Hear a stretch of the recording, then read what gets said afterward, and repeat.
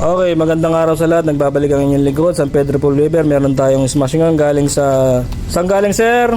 Pascual, Batangas. San Pascual, Batangas. So, check lang natin to mga sir na meron lang tayong minor na modification dito, pero all goods naman yung motor. Pinapulib sa iba, pinawiring sa iba yung mini driving light, tsaka busina. Hindi ko nga alam, batang dito to eh.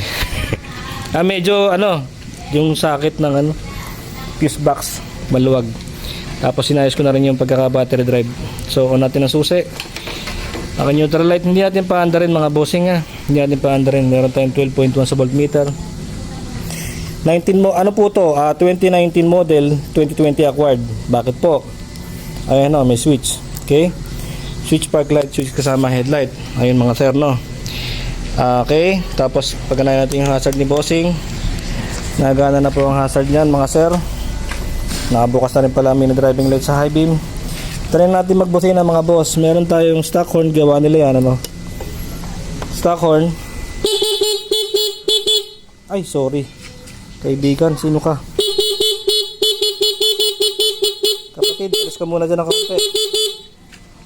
Ayan, marap mga sir naabol niya yung iliwanag. Tapos switch natin sa loud horn. Sino kaya yun? Sa high beam tayo mga sa loud horn mga sir. Tingnan natin kung kurap. Alang kurap sa mini driving light. Tingnan natin kung kukurap.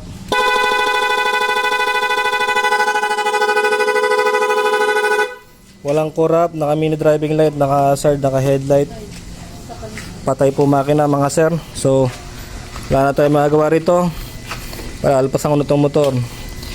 Sir, may masasabi mo ba sa pagkakagawa ni San Pedro Pool River sa motor niya, bossing? Okay, goods na goods.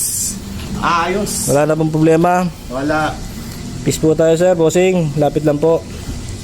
Yun, okay na. San Pascual, Batangas. Salamat po.